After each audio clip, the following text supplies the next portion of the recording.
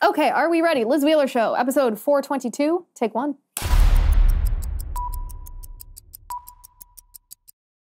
It is New York Fashion Week this week, and I know you're thinking, Liz, I don't care about that at all. I don't either, theoretically.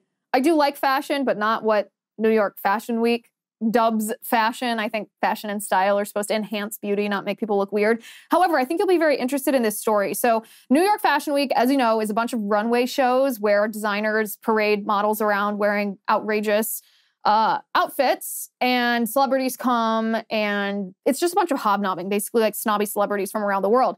However, during the Coach runway fashion show, PETA protesters stopped the show. They stormed the runway in the middle of this show. We can bring this video up. It's kind of funny to see. Because apparently Coach uses leather, so they went in the middle of the runway carrying a sign that says, "Coach, leather kills." And then look at the outfit. So you see the girl carrying the sign. The girl right in front of her, the protester, if we can bring that photo up on the stage, she's wearing a bodysuit that is supposed to be like the muscles of a human body, because she's trying to equate people with animals by saying like, oh, if you eat animals, it's the same as eating people. I don't think anybody really, I think it actually might be body paint, isn't it? It's not even a bodysuit. That's body paint. That girl is not wearing clothes.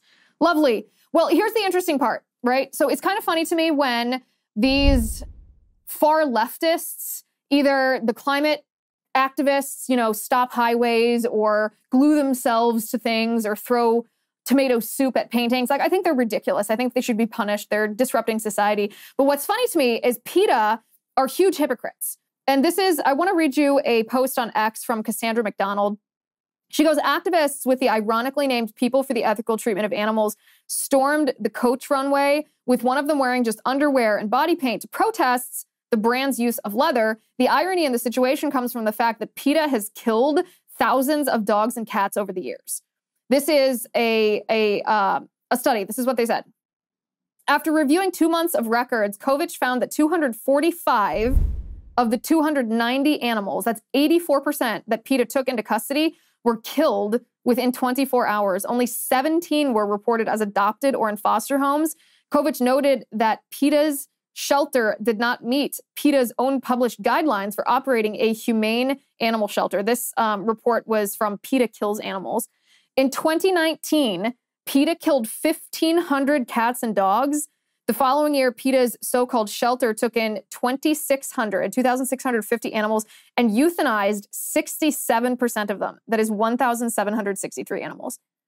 So there's no political point to be made here, except that every single time, I don't know why it is, every single time these radical leftist activists who pretend that something has greater value than humanity are just hypocrites. They're just liars. Like, PETA has no problem with human abortion, no problem with anything related to the sanctity of human life, yet they pretend that animals should have the same rights as people, and it turns out that they themselves are just puppy murderers. Puppy murderers. I think we should all, get on X right now, open up your account, send them, tag a tweet, send them, or a post, I guess it's called now, tag them, tell them that they're puppy murderers, like quote this exact quote. I'll retweet this I'll retweet this right now on X so you can get the exact statistic and ask them why they killed so many animals if they are for the ethical treatment of animals, or ask them if they think it's ethical to euthanize living creatures just because those creatures are inconvenient. Maybe we'll get a little bit of truth from them. Meanwhile, in South Dakota, Governor Kristi Noem is really thirsty to be Donald Trump's vice president. That's the only explanation for the way that she came out and endorsed Trump, with the strangest angle that she chose to endorse Trump. We are going to watch that video in just a second, but first I want to talk to you about my favorite app. It's called Upside. If you want to save money, you've got to check this out. With Upside, you get cash back on everyday essentials, like every time you buy gas or groceries. There's so much inflation. And when we're running our houses, our households, we have to save everywhere we possibly can just to combat the inflation. With Upside, I get cash back on every purchase I make. So it's easy to download. You don't have to be tech savvy. You just go to the Apple Store or Google Play and download. It's a free app. Upside, use my promo code Liz5. You can get an extra 25 cents back for every gallon on your first tank of gas. In the app itself, you can find whatever gas station or grocery store is near you, and each one tells you how many cents per gallon or per dollar that you will get back. And this is how it works. You just enter the credit or debit card that you're going to use to make the purchase. You click in the app, I've paid, after you've made the purchase, and within days, money comes back to you in the app. You can earn 3 times more cash back with Upside, and you're not signing up for a new credit card or anything. And most importantly, Upside doesn't sell your personal information to third parties. Upside users are earning hundreds of dollars a year. So download the free Upside app. Use promo code Liz5 to get an extra 25 cents back for every gallon on your first tank of gas. That is an extra 25 cents back for every gallon on your first tank of gas if you use my promo code Liz5. But first, you have to download the free Upside app. So Kristi Noem endorsed Donald Trump for president this past weekend. And my speculation, my guess, I mean, I think it's pretty obvious. My observation is that she wants to be President Trump's vice presidential running mate. I don't think that this was just an endorsement because she believes that he's the best candidate. Not that you can't believe that he's the best candidate. You can. I find Kristi Noem's motives to be suspect. Let's just say that. This is how she endorsed Trump. Take a listen.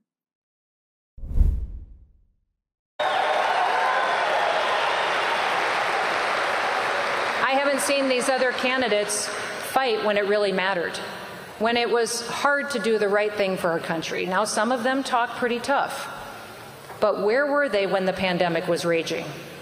When leaders were taking away people's constitutional rights? Because the government told folks that they couldn't gather together, people lost their freedom of assembly. Because the government told people they couldn't go to church, people lost their freedom of religion. Because government censored what information could be shared and what couldn't, people lost their freedom of speech.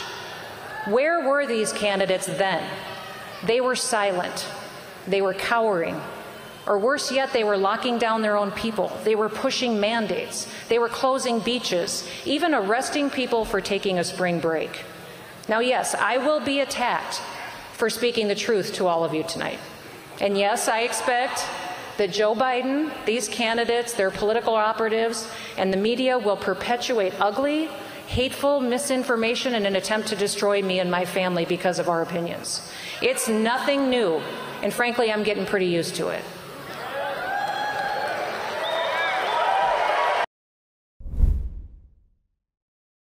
So it's weird to me that her angle for endorsing Trump is to criticize the other Republican contenders based on their behavior during the COVID pandemic, when you know that I like President Trump in general. I don't know who I'm going to vote for in the Republican primary because of how President Trump mishandled COVID. He not only pushed Operation Warp Speed and still stands by the vaccines, he was pro-masking, he was pro-lockdown, he elevated Dr. Fauci to the position of power that Dr. Fauci found himself in, and then he gave Dr. Fauci a medal, an award, like 2 days before President Trump left office. So plenty of time to see that Dr. Fauci was corrupt and a mess. And he doesn't seem to disavow any of that. He doesn't recognize that what he did was a mistake. He's just having his surrogates speak a big game of criticizing the other candidates. And I don't get this because that's my one hesitation about voting for Trump.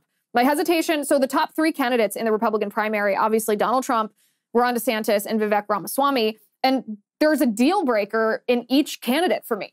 The deal breaker for Trump is how he handled COVID. The deal breaker for Ron DeSantis is that he refuses to say that he won't send any more money to Ukraine if he were president. Like, that should be so easy to say, no, not another dime is going to Zelensky. We're not going to fund the downfall of America and the American dollar and the American superpower status. Ron DeSantis refuses to do that. He's wishy-washy on Ukraine, so that's a deal breaker.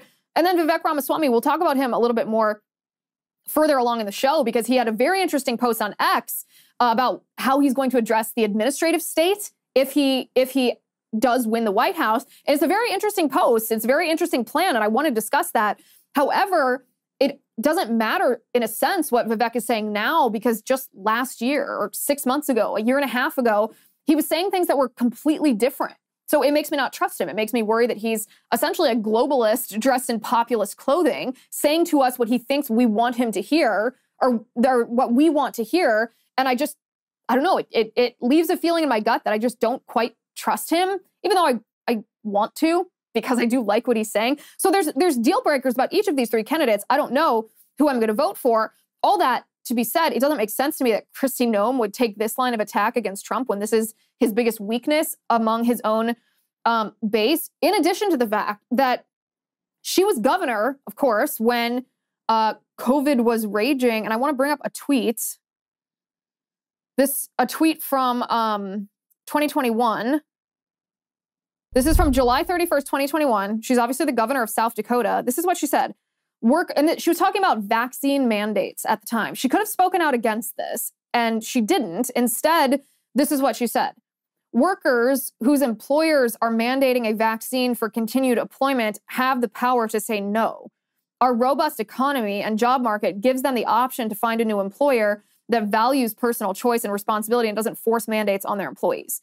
So she's basically telling employees, if you don't like a vaccine mandate, then just quit your job instead of holding employers accountable for coercing, threatening their employees, threatening to fire their employees if they didn't get the vaccine.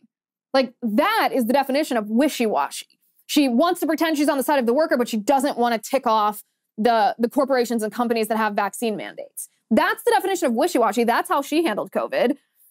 Meanwhile, during the same time, she also vetoed a bill that would have prevented biological males from competing in women's sports if the biological males identified as women. You probably remember this because this was one of the first things that really launched Kristi Noem onto the national stage. And I think it was the first time a lot of conservatives were like, oh, wait, is she the real deal, or is she tied to corporate interests and controlled by corporate interests?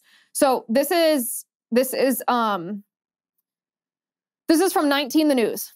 It says, South Dakota Governor Kristi Noem vetoed a bill that would have barred transgender girls and women, this is obviously like their bias, I'm just reading the words, from playing sports with other women Monday, just after she celebrated its passage. The state's first woman governor still supported House Bill 1217, she said at a press conference, but didn't sign it because she feared backlash from the National Collegiate Athletic Association.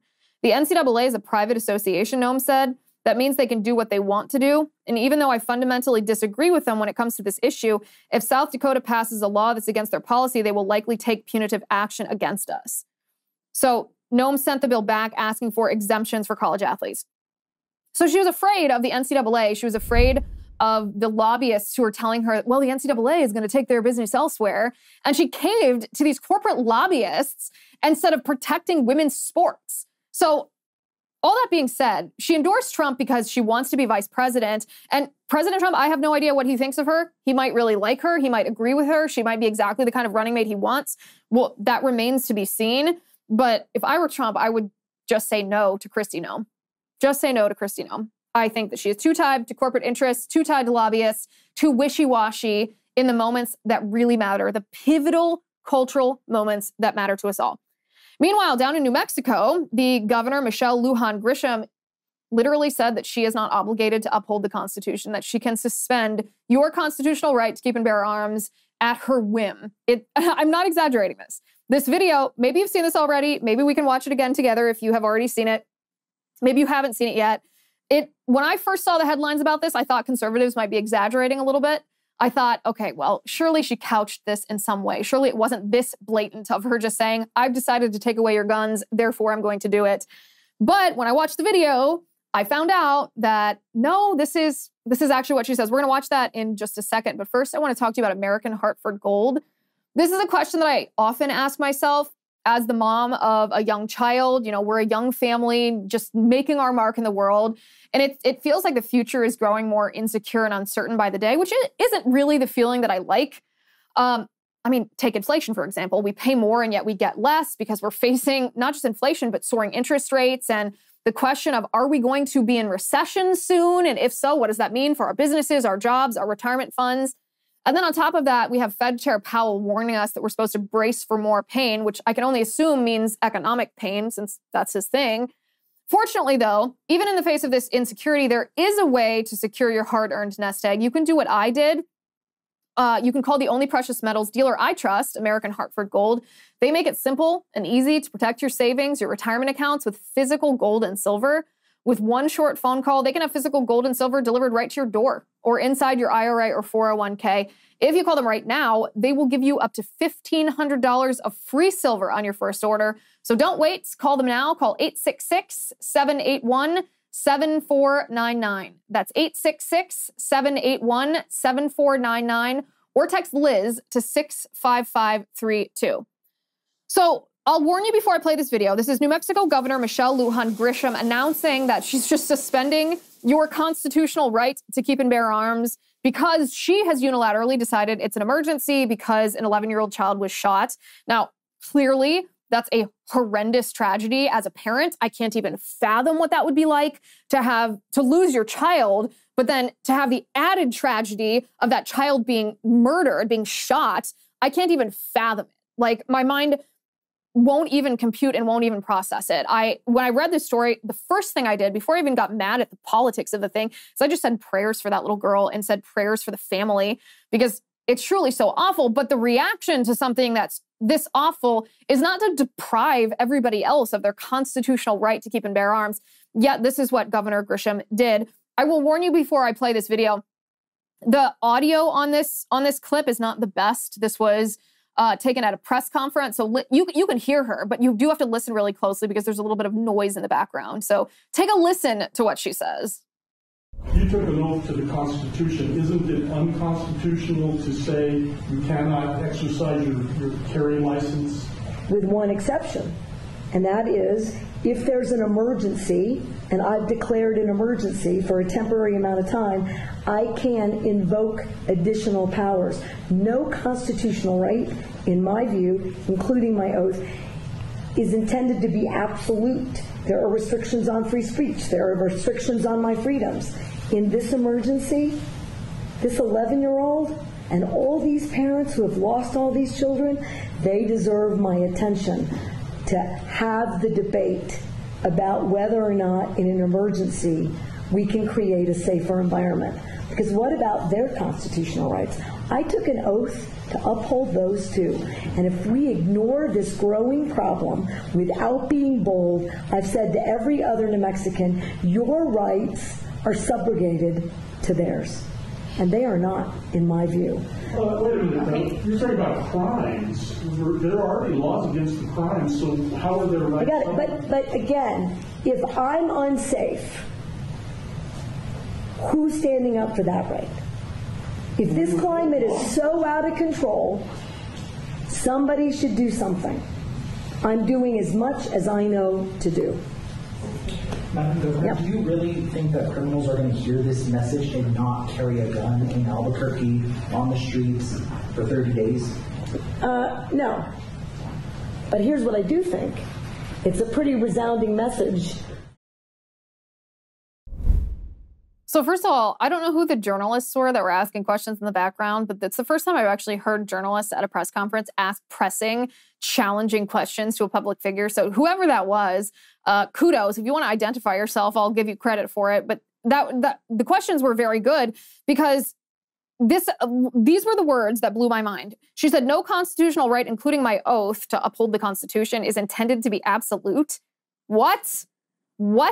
She said there's an exception to your rights if there's an emergency. Where is that in the Constitution? Like, where in the world does the Constitution say all of these rights are just privileges on loan to you by the federal government unless a random government in a state somewhere decides that she doesn't like these rights, in which case she's going to take them away from you at her will, her arbitrary whim, which is exactly what she did. One of the journalists pointed out that murder is already a crime. So it wasn't, by the way, a concealed carry permit holder who committed this crime. It wasn't an open carry, a legally open carry, or an individual who was legally openly carrying who committed this crime. It was a criminal. And her only response to this is somebody needs to do something. Somebody needs to do something. Like this, that makes no sense to me. That makes zero sense. So anybody doing anything is not better than nothing. Sometimes not doing something, taking a moment and figuring out a prudent response is better than doing something. Your reaction is just an emotional discharge. You are just using your power or abusing your power to make yourself feel better. But what you're doing isn't going to help. It's not going to bring that little girl back to life.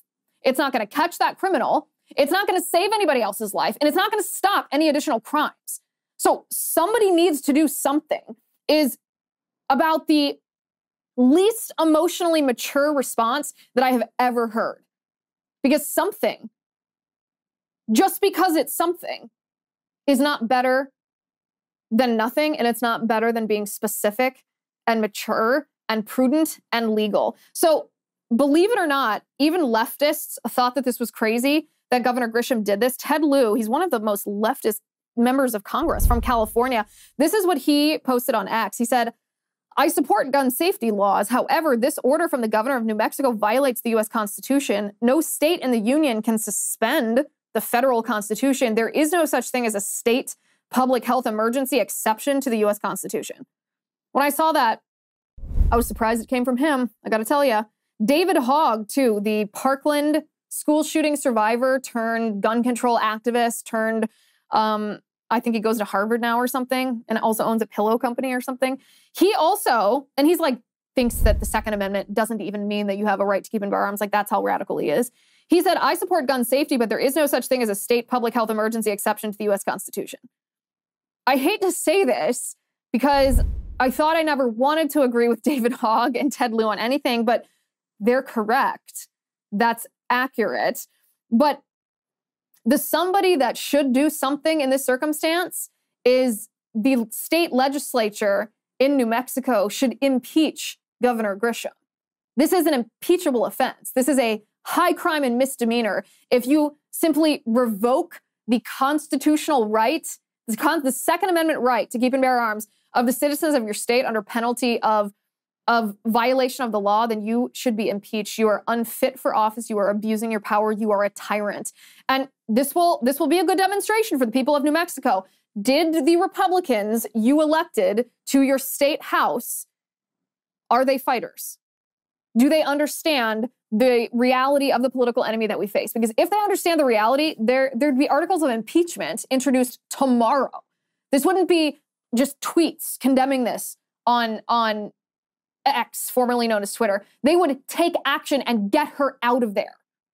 And so if you are a resident of New Mexico, meaning you are a constituent of the representatives in the New Mexico State House, please reach out to your state representative and tell them to impeach this woman. Impeach her. So all of this is actually like tied together too. So what Governor Grisham did is building off of what the Democrats and some squishy Republicans did during COVID, where they exploited people's fear and claimed it was an emergency that justified violating all of your rights. This is what we predicted would happen down the line if people refused to stand up and say no during COVID. We said, well, they're going to use it for everything else. They're going to use it specifically. I remember warning, they're going to use this on guns. As soon as COVID is over, they're going to declare a public health emergency on guns, and they're going to suspend your rights in order to take away your guns. And this is exactly what they're now doing because Republicans don't know how to fight back. We have lost our way as the Republican Party. We don't fight back effectively at all, except Vivek Ramaswamy has introduced a new idea of how he's going to abolish the administrative state if he's president of the United States.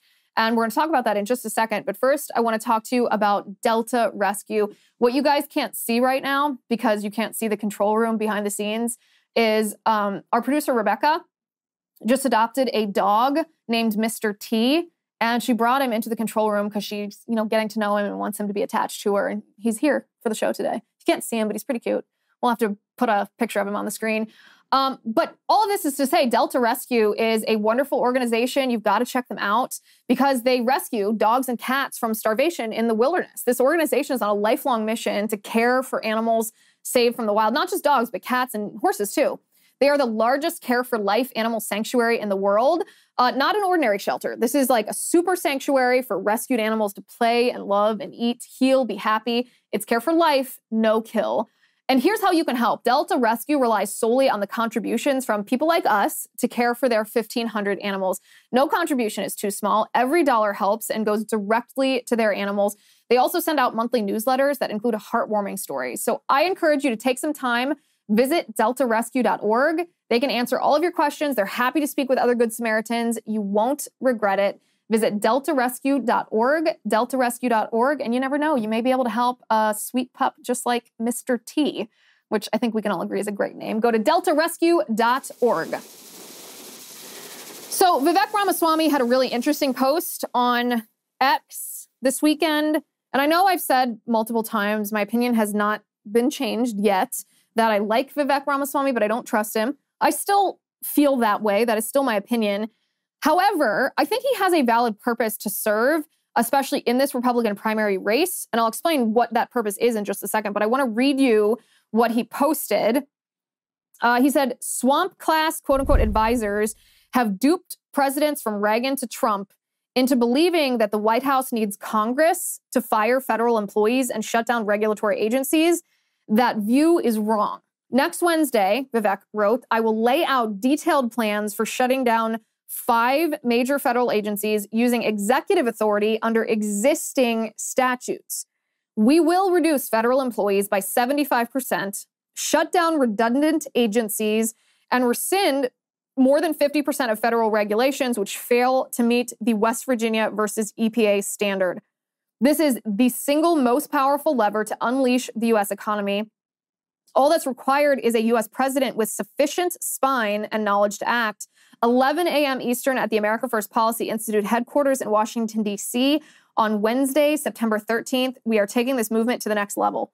So I like this for 2 reasons. First of all, I think it's very interesting that he's going to present this at the America First Policy Institute because I want to say this was over a year ago. It was July of 2022. We did an episode of this show talking about how a president could use executive authority under existing statutes to essentially abolish the administrative state, that this was not something that required an act of Congress. And this research, this legal research and document was sourced together by the America First Policy Institute. I talked to all those guys over there at length before doing that episode. So I'll repost that episode for anybody that's interesting. I forget the title offhand. But I do remember it was at the Young America's Foundation National Student Conference. So I think it was like the last week of July in 2022, because that's when YAF always has their National Student Conference in DC. We were filming that episode in like the basement of one of the hotels really late at night after the conference was over. Good times. However, I'm glad Vivek is making this speech. I think this is awesome. I think that all of the candidates should be not mimicking Vivek, but they should all be pushing the idea of abolishing the administrative state like Vivek is. Here's my comment, though. Here's my comment. Because I don't fully trust Vivek, because he has flip-flopped on some pretty major issues without explanation, meaning I don't trust that he actually evolved his thinking. I think maybe he's just saying what we want to hear. I think the purpose that he serves in this primary is to push the other candidates to the right. So, for example, in the what was it, the 2016 primary when Bernie Sanders was running, he wasn't necessarily a realistic candidate, right? But what he did was he pushed Hillary Clinton to the left because he did have his Bernie bros who were very loyal followers. They were very socialist, very young, and Hillary Clinton was forced to take some more leftist positions that she probably otherwise would have admitted to in public because she needed the support of the Bernie bros once she won the primary. So that was kind of Bernie's task for 2016. He was a huge part of the evolution of mainstreaming the very radical leftist stuff that's now the core of the Democratic Party. If Bernie Sanders had not run in 2016, I don't know if the Democratic Party would be the AOC type socialist Green New Deal, crazy trans, critical race theory stuff that we're seeing. It might still be like, well, old school Joe Biden, because Joe Biden was always kind of yeah, he was a leftist Democrat, he was corrupt, but was he a socialist? Probably not, probably just corrupt. Well, that was Bernie Sanders' purpose in 2016, and I think Vivek Ramaswamy serves the same purpose, or should serve the same purpose, in this Republican primary now, is he should force the other candidates, maybe candidates that we are more familiar with or trust a little bit more, like Ron DeSantis and Donald Trump, to embrace some of these more based ideas, to be more vocal about some of these based ideas, to present plans for how they are going to accomplish this.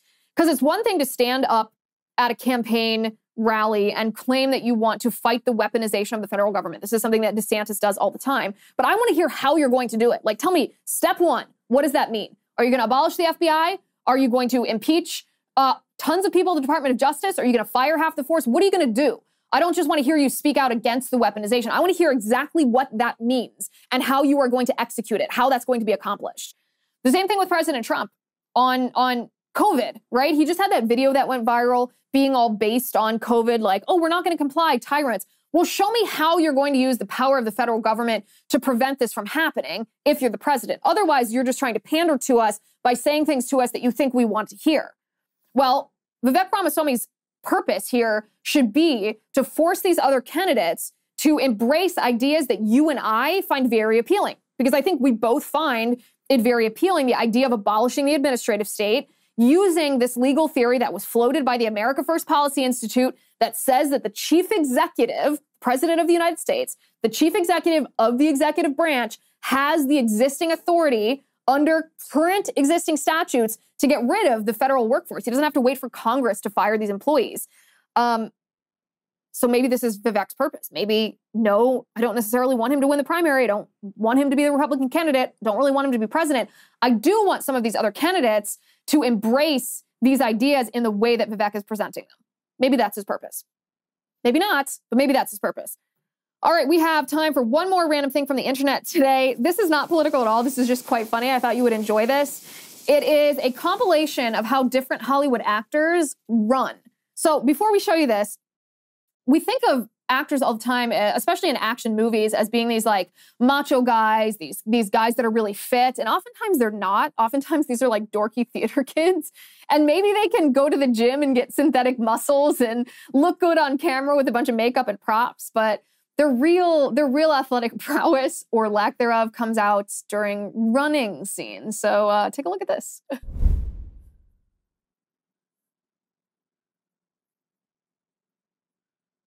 All right, we're going to start with the Invisible Man, apparently. Oh, no. This is an impression of some guy running. It's actually really good. First it was Johnny Depp, now it's Tom Cruise. Sylvester Stallone. Lisa Kudrow. Oh, that's hilarious. From Friends. Tom Hanks. Jim Carrey.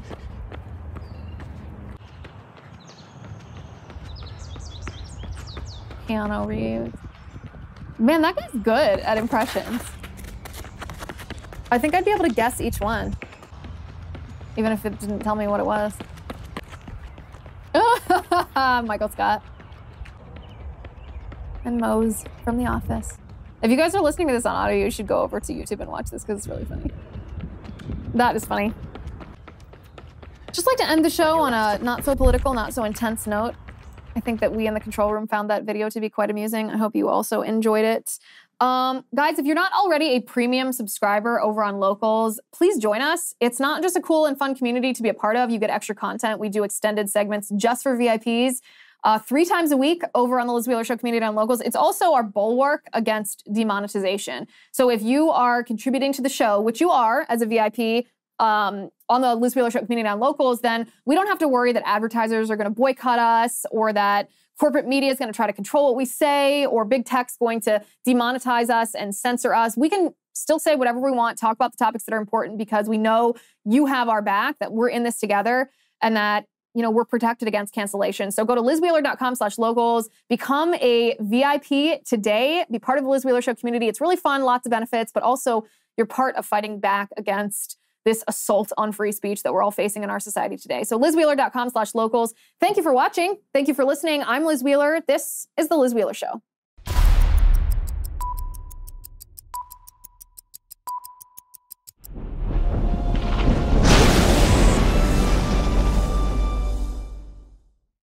If you haven't already, give this video a thumbs up, hit the subscribe button below, and ring the bell to make sure you never miss a video.